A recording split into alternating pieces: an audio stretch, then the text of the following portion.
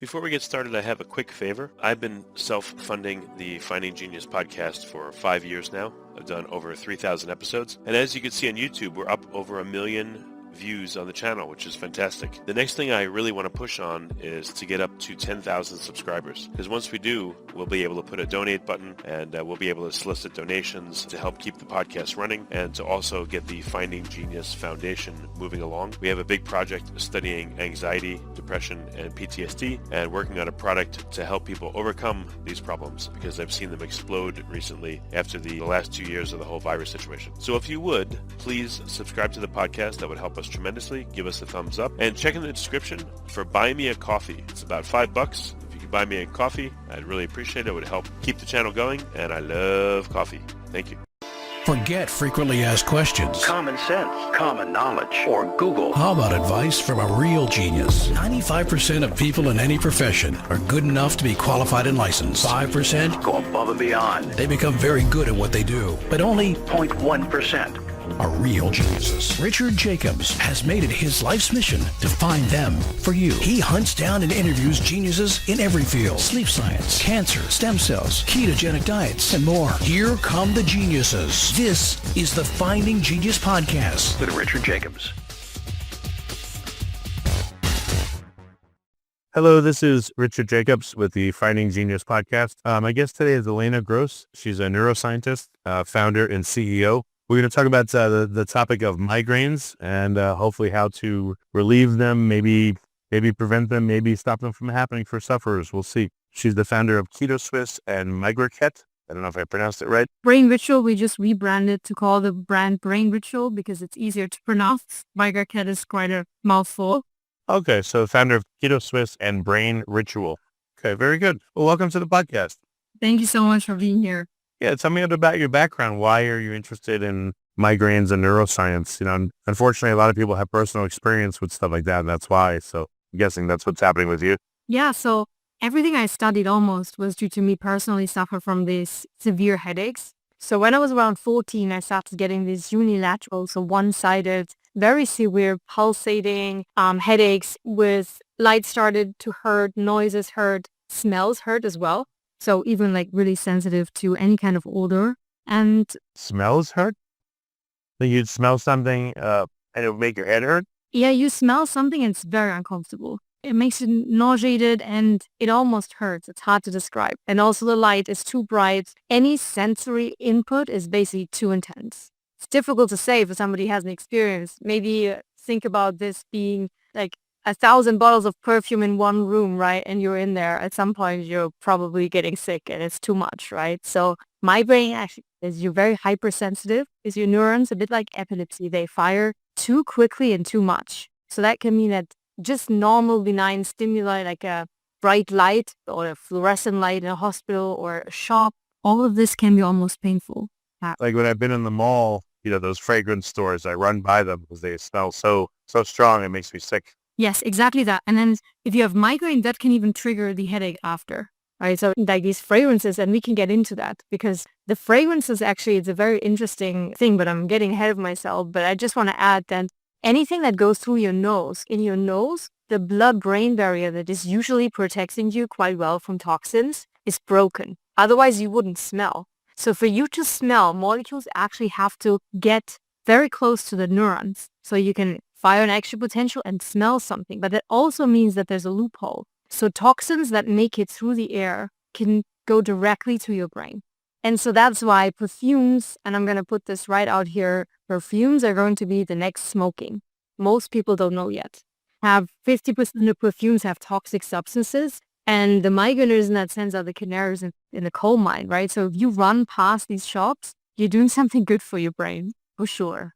Really? So some of the chemicals in a perfume have negative health impacts. So people that wear perfume or around it, it makes them sick over time? Yes. And that, well, potentially. There's always an interaction between your environment and your genetics, right? So if you are a super detoxer genetically, right, you might be able to get rid of that stuff before it accumulates in large quantities. But if you're not, and that's my case, right, if you cannot get rid of these toxins that make it into your brain and body as quickly as you gather more, then you're accumulating and then you will get sick. So as most of us don't know, it's better to be on the safe side than getting, I don't know, dementia or some kind of neurodegeneration later on in life.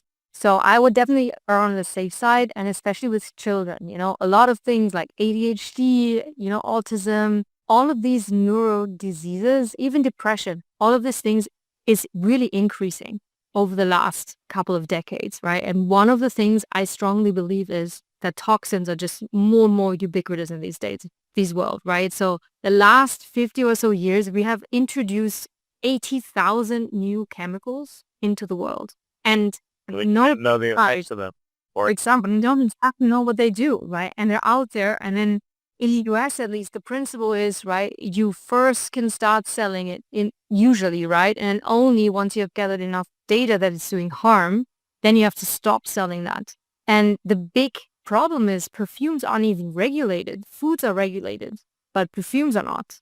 Odors are not. And in this day and age, we expect everything to kind of last for 24 hours. Your deodorant, your washing up liquid, your detergent, all these smells are supposed to linger around for a very long time, which means they need to be attached to more molecules that can make it into the brain. And that's like a whole topic in and of itself that we could probably talk about for 30 to 40 minutes and fill a whole podcast. But just since you asked, I wanted to say be careful on, and that's one of the pillars. One thing we'll talk about migraine, but that's good for general brain health. So a lot of things I talk about from a more personal migraine perspective actually turns out to be pretty good for the brain in general. And that's one of the pillars is definitely also about toxins and oxidative stress. So watching out for toxins in the air, in the water, in the food, and so on. But yeah, maybe keeping my background quote since we're already getting into the good stuff.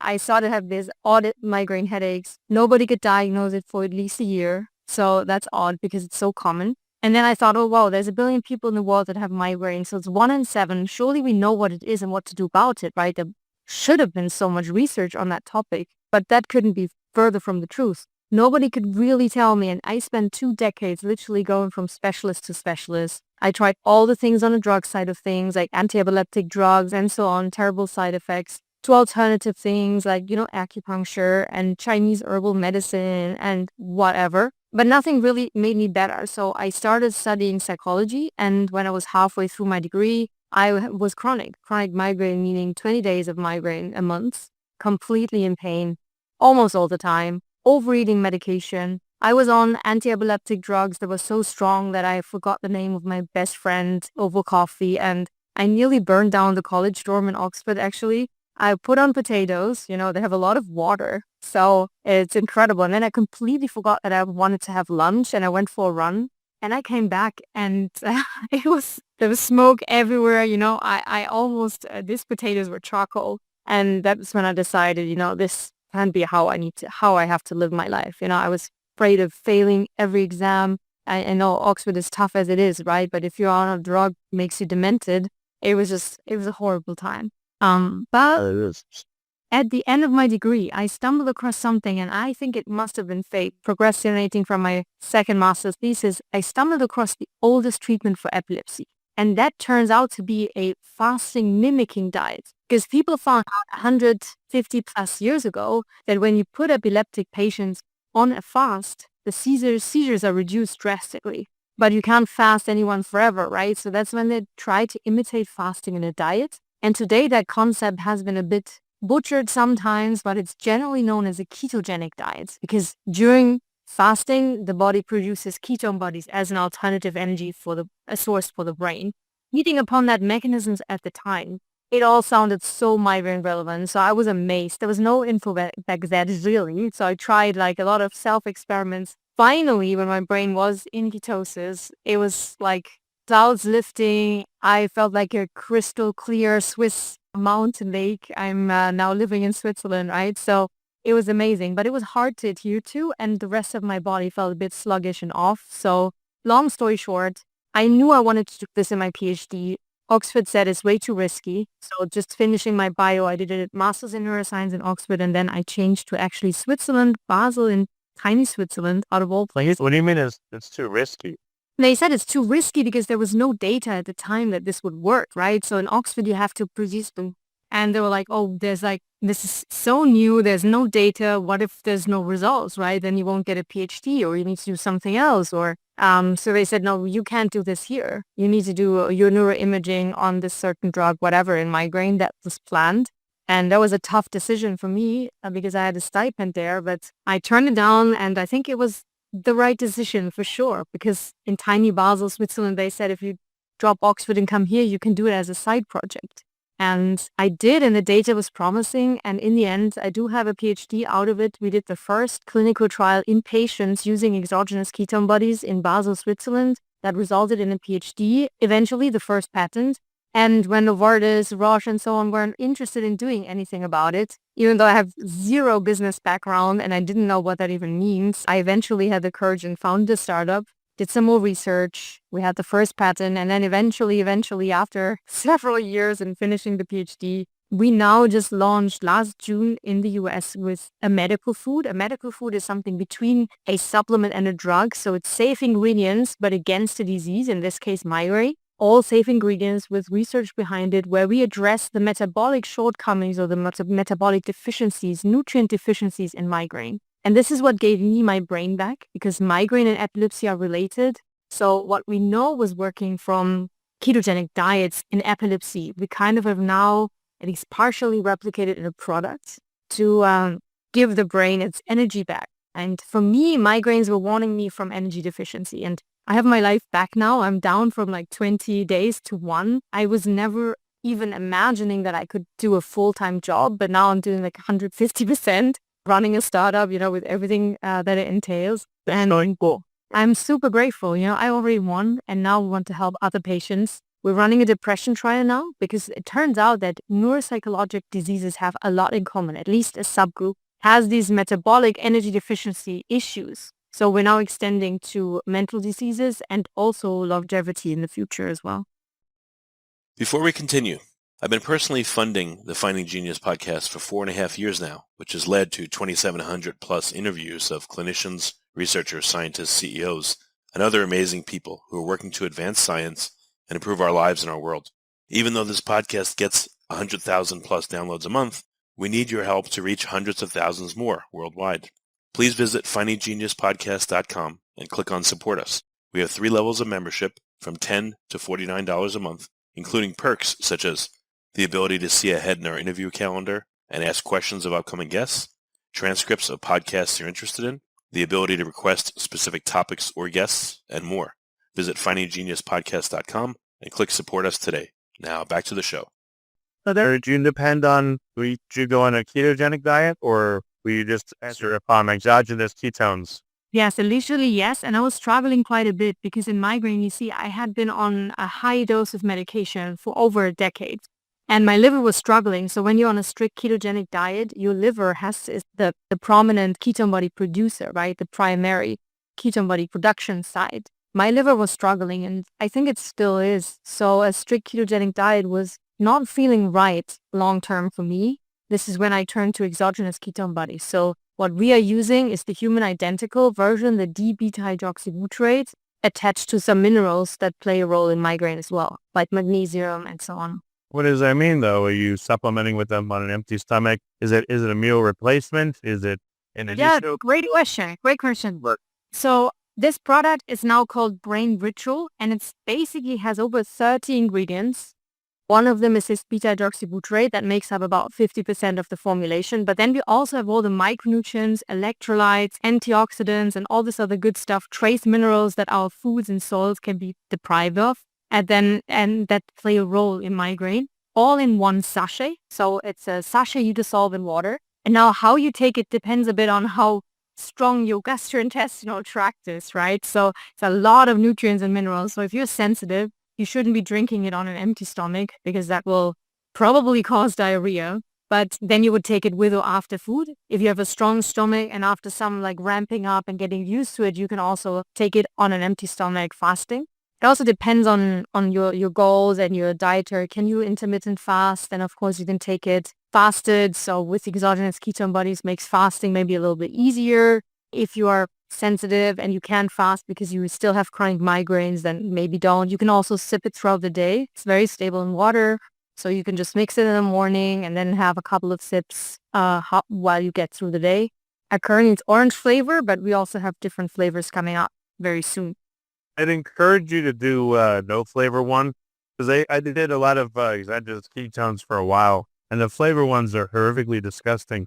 You had to have a large volume of them. So what I would do is I would get this one called Keto Force, which had no flavor. It was even worse. But what we were, I put a little bit of lemon juice in it and a little bit of water. So it was the size of a shot, like 2 ounces. And that I could go gulp and get down, even though it was disgusting. And I didn't have to drink 8 ounces or 12 ounces. So, you add that to your product mix so people can do that. Yeah, so these products were still racemic. What does that mean? So so molecules that have different functional groups, they're basically handed. So even your hands have the same ingredients, they have the same fingers, right? You can never align them. So you can never put your two hands, even if you now are trying, right? You can never put them on top of each other so they have the same orientation. They always have a different orientation in space. And that's true for molecules as well. Now, in the case of ketone bodies, this is certainly true. And if you want to make them the cheapest way, synthetically, you will get 50% of the left, like the left hand, and 50% of the right hand of the molecule. In the body, the most predominant one is the right-handed one. Now, it turns out that this racemic mix tastes much worse than the more humanly present right-handed molecule. So I think you might have Keto Force was tasting quite horrible for sure. I remember that version. Some of those are also very synthetically sweetened and stuff. If you try our versions, I think the flavoring is much better these days. It's not perfectly delicious, but it's certainly not like Keto Force or other products where you can't tolerate it. I mean, taste is subjective. Some love it, some don't like it, but it's certainly not as bad as a ketone ester or a very early version. But what I'm saying is if something doesn't taste good and you have to have a lot of it, you got to try to make it taste as good as possible so people they don't throw up. But in something truly horrible, you want to have a minimum amount of liquid as possible. So that's why, like, at both ends of the spectrum, some people I've seen, like myself, if it's a little bit of liquid, I'd rather that and it's awful rather than a lot of it and it's like, So it's just... But that's true. Now with ours, it's subjective how much flavor you want and how much sweetness. So what you can also do if it's too intense, you can just put it in 1 liter of water because it's not disgusting, but it may be too intense. And then some people find it more palatable. But going forward, once we're maybe a little more than a small startup and have a bit more funds and sales, we can also put it into capsules. And then it's like no flavor at all.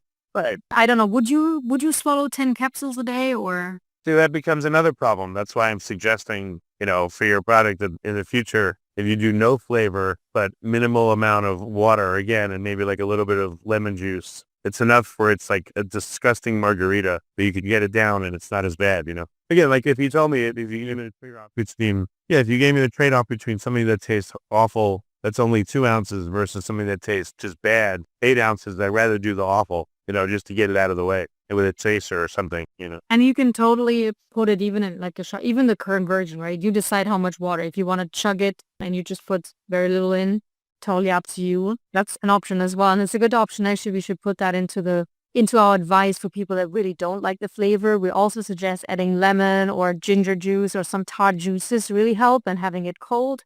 But just putting a shot, downing it is probably a very good idea as well. When should people have it though? Before they eat, after they eat? What if they're going to eat is they're going to eat a keto type meal? Okay. But what if they want ice cream and, they're eating sugar, but they have the ketones with it? Wouldn't it be maybe counterproductive? Like when should it be consumed? Yeah, that's a good question. Now, with the carbs, the study we did was actually on a normal Western diet and they had carbs alongside it. Whether this is the ideal state to do for years, it's a bit unclear. So what we know is that it lowers blood glucose, which raises the question, is it better to have ice cream and no brain ritual or ketone bodies, right? Or is it better to have ketone bodies and ice cream, even though it's not natural chronic state, but your blood sugar is still lower than it would without it? And there's one state in nature where this would have happened, right? So you would have high glucose, high insulin, and high ketone bodies if we think 10,000 plus years ago when you're starving and you're running away from a tiger. So in that instance, you have everything elevated, and that's where you're mentally the sharpest. So I can tell from my own experiments, like if you ever have a race or an exam or something where you need to function on your best cognitive function, right? Then it's actually interesting to combine exogenous ketone bodies with some sources of carbs. We see that also in professional athletes, right? Trials were not positive anymore. If they would in the race or whatever, they would just use the ketones. You would have to have some sort of carbs as well. So ketone bodies burn the best, or fat burns the best in the presence of some carbs or glucose. That's just a fact. That's not, you're not always chronically running away from a tiger, right? Why would that happen? I thought that, like everyone, when they talk about ketones, they always talk about switching from one type of, metabolism to another. And that's wrong. That's wrong because you're not, it's just a metaphor, right? Because you are switching from the main, but you're always doing both at the same time. They never tell you that if you don't have glucose, you're dead. You're always burning glucose and ketone bodies at the same time. Your brain needs 30 to 40% of energy from glucose always, if you're starving or not. So the body can make some glucose for that reason, right? You always need both. You will always do both, but you may be switching from, let's say, the main caloric or the main ATP production may come from fat rather than from carbohydrates, for example. So you're switching maybe the main source, but you're always doing both at the same time, always. So that's interesting a lot. Like, how are you not doing either or? No, you're always doing both. No, the question is, well, if you're on a standard American diet, you also will most likely, not always, but most of us would still produce a minuscule amount of ketone bodies, even on our high carb diet. So even in that instance, you're doing both, but very limited and maybe not in an adequate way. So can you burn ketone bodies and glucose at the same time? Absolutely, yes. 100%. And what you're really doing is you're just changing the ratio of ketones to glucose at a given time. But have you dialed that back and forth to see what's the optimal? Are there multiple set points that will give you different functions? Yeah, excellent question. And that you can do with exogenous ketones, right? If you do it with diet, it's very hard to control the ratio because you don't know. So there's so many things that will change endogenous production. If you're stressed, if you haven't slept, if you have a virus, right, your body will inhibit ketone body production because cortisol goes up. Whenever cortisol or adrenaline go up, then blood glucose goes up, right? And so there's so many things, or even you might be reacting to dairy, or even if it's cheese, right, on a ketogenic diet, there's so many things that may impact how much ketone bodies you are making and actually using. With exogenous ketones, you can change the ratio. Now, what's the optimal ratio? I would always recommend that. This shouldn't sound like I'm recommending ice cream and ketone bodies together, right? The safest way is to not eat those at the same time.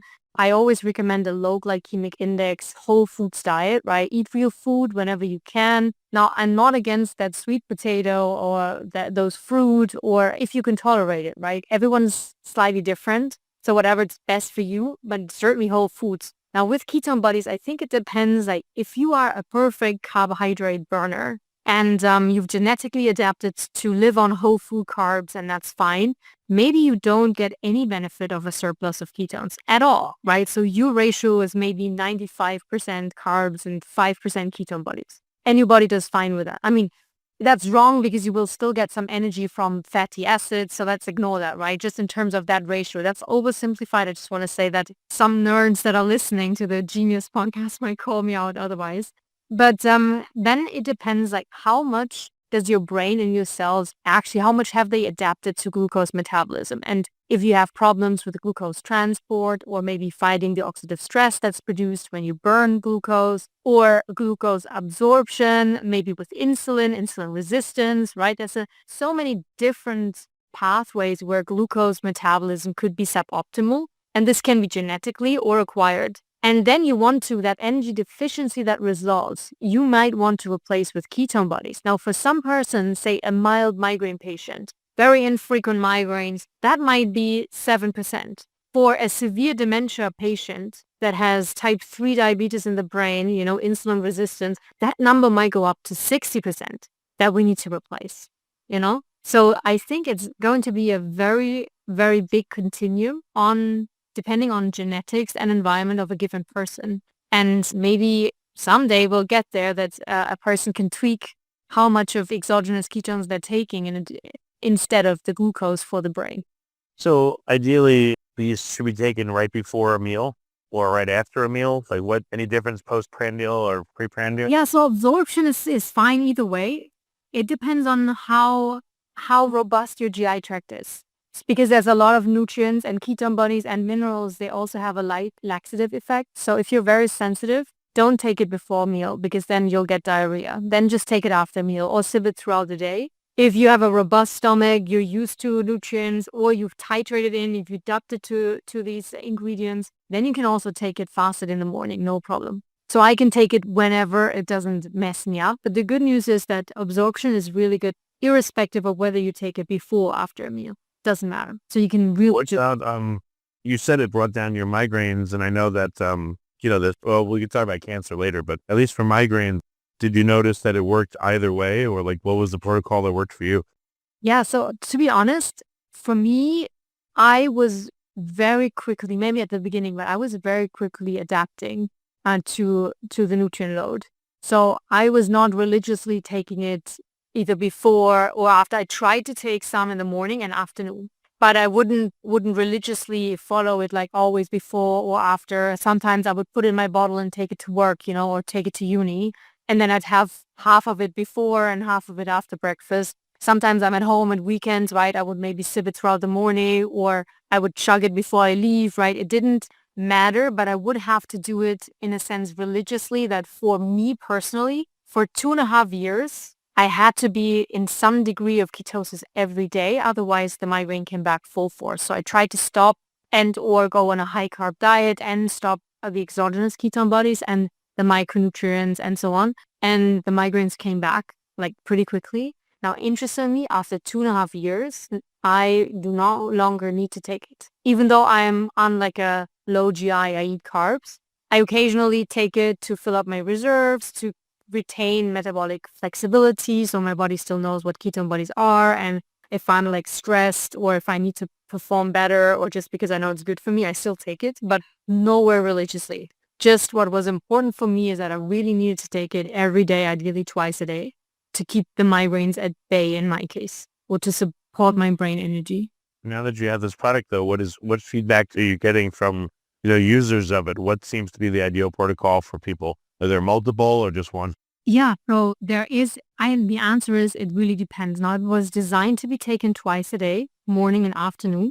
Now, some can take it whenever because they're robust, but some really have gastrointestinal issues, and those are the ones that take it after the meal, and they sip it through the day. And we have some that are either so gastrointestinal sensitive that only take one sachet, and they do okay. And we have some that are more like light frequency migraineurs that also only take it once a day, or they take one sachet, half in the morning, half in the afternoon. What seems to be very common, is that you need to ramp it up. So we recommend that you do 3 days with just half a sachet. Then you do 2 halves, morning and afternoon, for another 3 to 4 days. Then you do 1.5. And then when you're fine, then you go to the full 2 sachets. So that's something that's also not important for everyone, but important for quite a few people, to give your body a chance to get used to everything. Because you have to remember, most Western people today, the last time they've had ketone bodies in their system is when they were born, and maybe during the time they were breastfed, if they were breastfed. And at least that was my case. And after that, we're put on a Western diet. We don't make any ketone bodies at all. So the body takes some time to express the transport system, the enzymes, that we can use those molecules again. It's all still there, right? But it's a bit like an IKEA manual for ketone bodies, transporters, and enzymes, and so on. They're all stuck together if you haven't used them in 30 years or whatever it may be, right? So then you need to slowly unglue the pages to finally find the right instructions to, in this case, like the genetics, right? To basically be able to produce that again in sufficient quantities. So that's the keto adaptation period that you might have heard before. Who should have this and who should not? Sounds like migraine sufferers, this will help them, but, are there any people that should not do this for whatever reason? Yeah, that's an excellent question. And nothing works for everyone, right? So we say one thing that we found in our research is that there may be a subgroup of migraine that we term metabolic migraine. These are the sufferers where the migraine is warning them. Pain is always a warning signal, right? So we need to figure out what is it warning you from. And in some patients, it's warning you from either a lack of micronutrients or antioxidants or an energy deficiency or too much oxidative stress. We call these metabolic migraineurs and designed for them. Now, who shouldn't have this? Basically, and this metabolic migraineurs is what the product is designed for, where a root cause of their migraine is suboptimal energy metabolism or nutrient deficiency, right? Or electrolyte deficiency, not enough energy in the brain, too much oxidative stress. These are the people that are responders. Now, from our research, this is around 30 to 40% of migraine patients. So not everyone, but then even for the ones where this is not a core problem, it's just good for you ingredients, right? So you basically do something good for yourself or your brain in any case. But if your migraines are mainly hormonal, so they appear just before your period only, right, and nowhere else, you might be better off seeing a bioidentical hormone specialist, for example. Now, who shouldn't take this product? If you have uncontrolled type 1 diabetes and you're often in very high ketosis due to not having any insulin, this isn't a good idea. If you have any inborn metabolism diseases, inborn disorders of fat metabolism, for example, not for you either, but that you would know. That's very rare. And if you have severe kidney failure, also not for you because of all the minerals in there. So those are the main contraindications. And then ideally, a medical food is ideally taken under medical supervision. So I don't know what drugs people are on. Sometimes for thyroid, you have to take it away 30 minutes from thyroid medication so you don't inhibit the absorption. So if you're on medication or you have any other difficulties, it's always better, no matter, even with like supplement, right? It's always better to talk to your doctor if you make any drastic changes or introduce anything that could have an interaction with any of your diseases or your medications that you're taking.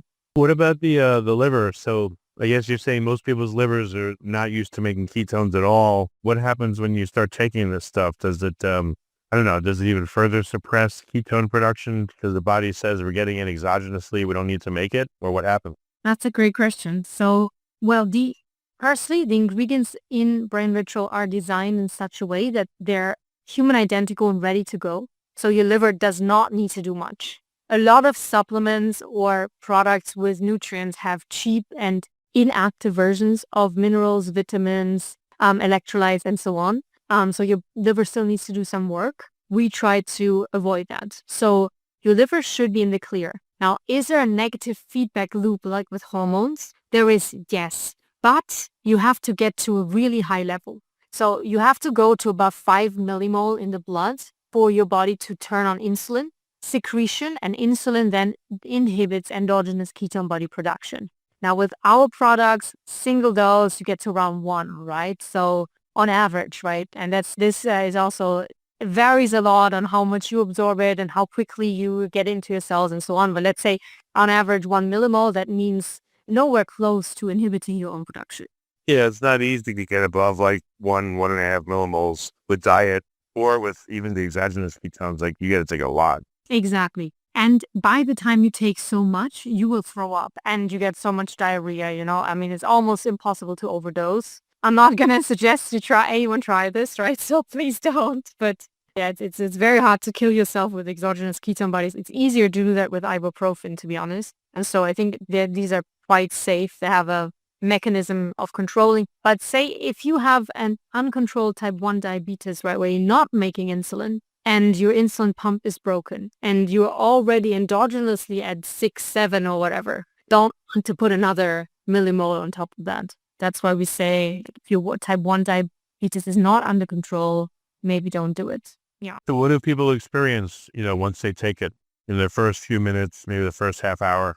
So on average, what we found is that it takes about 2 to 3 weeks for migraineurs, for the average migraineur to feel a difference. This is the time you need to build up, as we said, like all these genetic changes, transport system. For people that have been in ketosis before or that have lactate present, right? So they already have the transporters and enzymes. They can already feel the first sachet, actually. So we had patients even take it acutely, which it wasn't designed for, that have been in ketosis via diet or otherwise. And they basically, the migraine was gone in like 2 hours We've had those. We've had people with headache actually experience a very similar thing, or even with headaches during an infection where they reported a positive response. Now, these are anecdotal data, right? I really want to say that. We've had people where it takes a bit longer, but we've had literally chronic migraine patients that have been migraine-free for 8 weeks in a row. We've had somebody with migraine and bipolar reporting that bipolar got better as well. We had a depressed person getting off all of her antidepressant medication. These are rare, right? These are just anecdotes of people that are writing us, probably extreme cases. But we also had one diabetic patient that was able to go off all her diabetes medications, probably because of the blood sugar lowering effect and maybe improvements of metabolism. So these are just some side effects that we see, or some anecdotal data on people that have something else than migraine, but it is formulated for migraine, and that's the only indication that we are selling it for yet. But I know it's hard because each indication needs separate clinical trials. So like depression versus migraine versus, what about cancer? From ketogenic diet has been spoken about for cancer. Do you think that this may have a positive impact on it? Yeah, so cancer is always hard to comment on. So when you are on traditional cancer medications, one thing that happens is you're increasing oxidative stress for sure. So you want to kill the cancer, but you also kind of want to keep your healthy cells alive. So this can be an issue. Now, MigraCat, or Brain Ritual, as the product's called now, has a lot of micronutrients in there that can definitely probably help the healthy cells battle with this oxidative stress and give them extra nutrients. But I'm not sure. It may also potentially fuel the cancer a bit. On the other hand, this is somewhere where you have to be, the risk benefit is, it's always hard with cancer. But on the other side, you have blood sugar lowering. Most cancers, that's not all, but most cancers cannot metabolize ketone bodies. So you have an alternative energy for your healthy cells while you reduce the glucose that the cancers are primarily relying on. So in that sense, exogenous ketone bodies I know have been used quite successfully, but not as a single solution. This is more as support, right? To lower blood sugar further, to get ketone body levels up higher, to help with the side effects of maybe radiation or chemotherapy. And it's depending on the cancer. You have to say that's for sure. And you do want to, with cancer, it's not like with these neuropsychiatric diseases, it's in part an energy deficiency that we're treating, right? So I don't think everybody has to be on a very strict ketogenic diet. Now with cancer, we are treating a surplus of energy. So the cancer cell need to be, I know starvation is a bit simple, but they need to be, we need to deprive them of glucose. So in cancer, you absolutely need to be on a low carb ketogenic diet. When you have exogenous ketones, or ketones in general, well, exogenous, does it become competitive with glucose uptake? And if so, how? There must be a way to do it, again, before or after the meal, or I don't know. There must be some way to do it where it'd be more competitive than otherwise. There is a competition when it comes to what is burned first, right? In the gut and elsewhere, they have different transport systems. But there is absolutely a hierarchy of what is burned first, right? And then whatever you have access is put into fat stores. So interestingly, there is research to suggest that ketone bodies are in the brain the preferred energy source. So the brain will preferentially burn the ketone bodies first and then more of the glucose. I mean, there's always some parallel, right? But it seems like ketone bodies are preferred for brain and potentially for the heart. Now, in terms of uptake in the gut, it's a good question. I think mostly the uptake is different transport system. So you can probably take them up together. But what ketone bodies do, and this is why they're so potent here, is they seem to inhibit gluconeogenesis in the liver. Gluconeogenesis is when we make new glucose, right? So it's turning off our own glucose production, which then lowers glucose levels, even though the same amount is coming in from the outside. So this is good, but if you still eat high amount of carbs, it won't be good enough for the cancer, because the cancer will ferment foods. So they will ferment carbohydrates, and they will ferment or glucose, and they will ferment glutamine as well. What does that mean? A healthy cell makes most of the energy in the so-called mitochondria, which are the powerhouse of the cells, ancient bacteria, right? So there you shuttle your fatty acid, your ketone body, or your glucose into that, and then you make, if you're healthy, 36 ATPs out of that.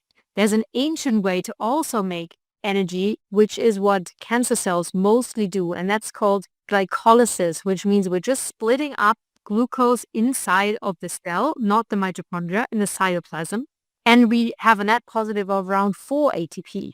It's much less energy effective, which is why cancer people also oftentimes lose weight, because these cancer cells, they really eat a lot of glucose, so they can eat what they want, they don't get weight, but the cancer cell is growing fast. So if you use ketone bodies, they cannot be burned in the cytoplasm. They had to go in the mitochondria, which in many cancer cells, that's broken. So the cancer cell will thrive on glucose and glutamine, the amino acids. So that's why it's I think, in my opinion, mostly necessary to really cut down on carbohydrates and glucose when you have cancer. And then exogenous may be an additional tool for sure to drop glucose even lower and get more energy for the other healthy cells.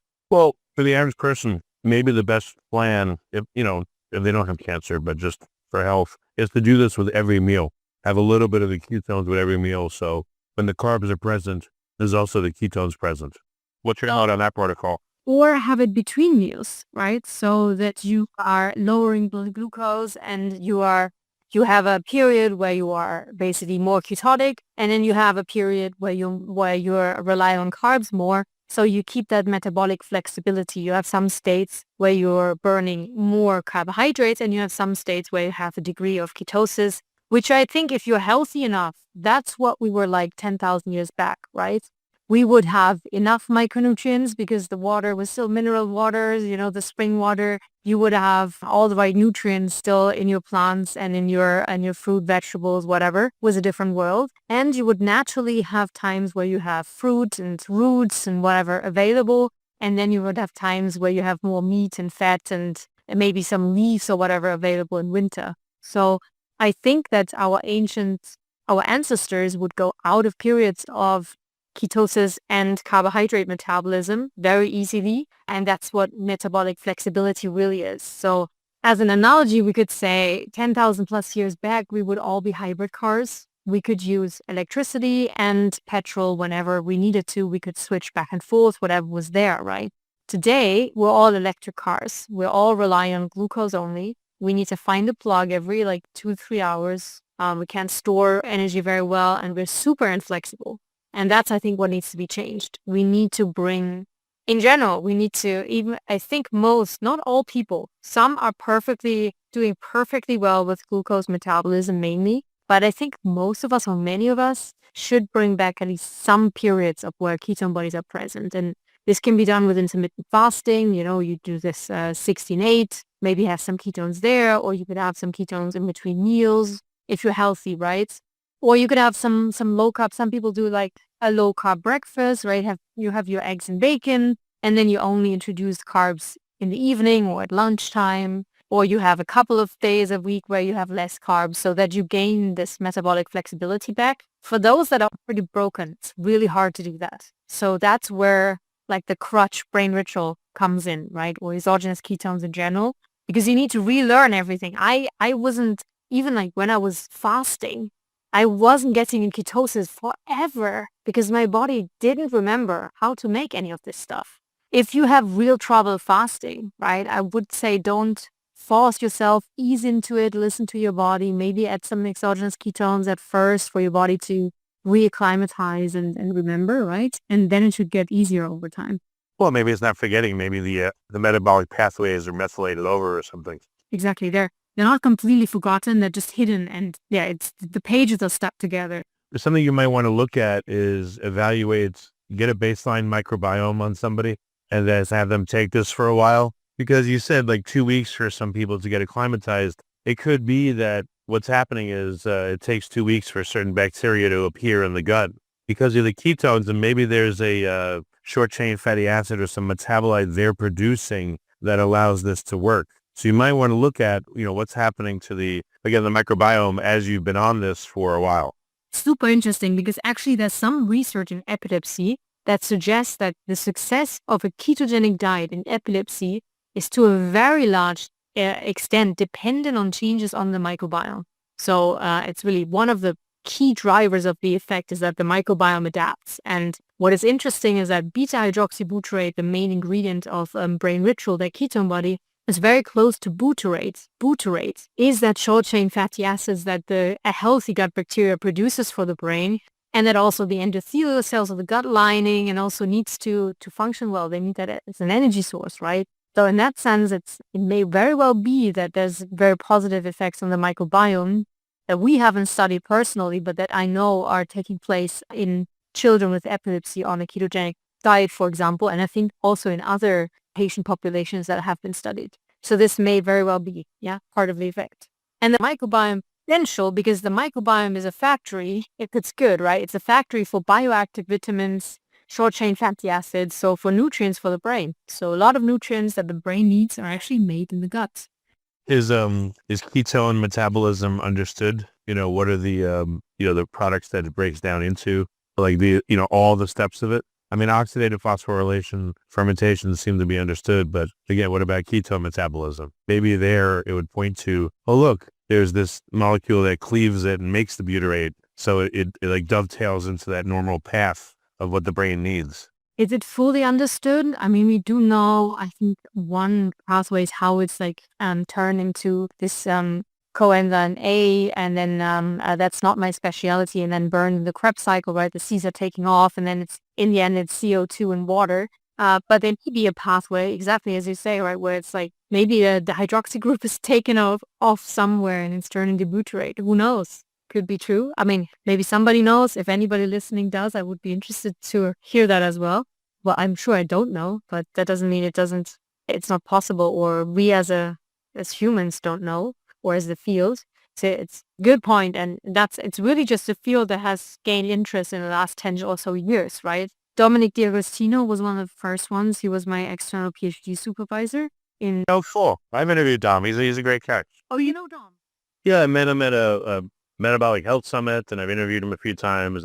Hey, I was a speaker there a couple of years back, and I was there from the first one. I'm still packing boxes, I was in the back helping. I know Angela Poff quite well, and yep, I met all of them. Oh, cool. Yeah, and Patrick Arnold, right? He was the one who gave me the first exogenous ketone buddies, Ketocana at the time.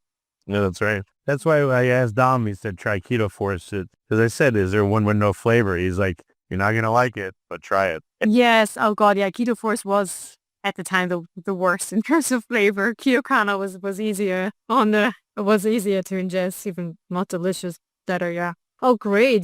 Dom, Angela, Metabolic. Yeah, I will definitely. Last one was the only one I missed because it was sick, but I'll most likely be. Yeah, I met Thomas Seyfried there and a whole bunch of people.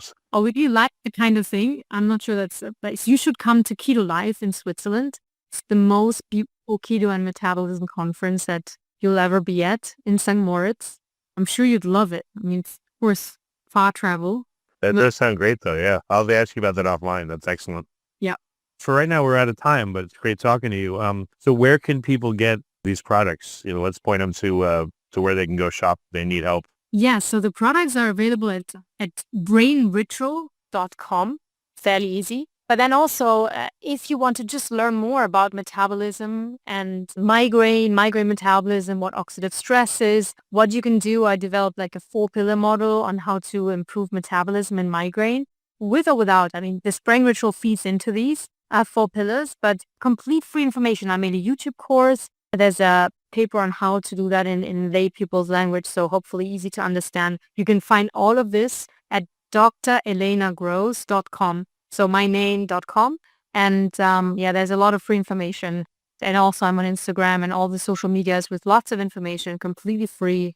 So either the brain ritual or that will give you some information. Well, very good. Well, Elena, it's been great to talk to you, and thank you so much for coming on. I appreciate it. It was great to talk to you too. Thank you so much. It was a pleasure. If you like this podcast, please click the link in the description to subscribe and review us on iTunes. You've been listening to the Finding Genius podcast with Richard Jacobs. If you like what you hear, be sure to review and subscribe to the Finding Genius podcast on iTunes or wherever you listen to podcasts. And want to be smarter than everybody else? Become a premium member at findinggeniuspodcast.com. This podcast is for information only. No advice of any kind is being given. Any action you take or don't take as a result of listening is your sole responsibility. Consult professionals when advice is needed. Find all of this at drelenagross.com. So myname.com. And there's a lot of free information. And also I'm on Instagram and all the social medias with lots of information, completely free. So either the brain ritual or that will give you some information. Well, very good. Well, Elena, it's been great to talk to you, and thank you so much for coming on. I appreciate it. It was great to talk to you too. Thank you so much. It was a pleasure. If you like this podcast, please click the link in the description to subscribe and review us on iTunes. You've been listening to the Finding Genius podcast with Richard Jacobs. If you like what you hear, be sure to review and subscribe to the Finding Genius podcast on iTunes or wherever you listen to podcasts. And want to be smarter than everybody else? Become a premium member at findinggeniuspodcast.com. This podcast is for information only. No advice of any kind is being given. Any action you take or don't take as a result of listening is your sole responsibility. Consult professionals when advice is needed. Information only. No advice of any kind is being given. Any action you take or don't take as a result of listening is your sole responsibility. Consult professionals when advice is needed.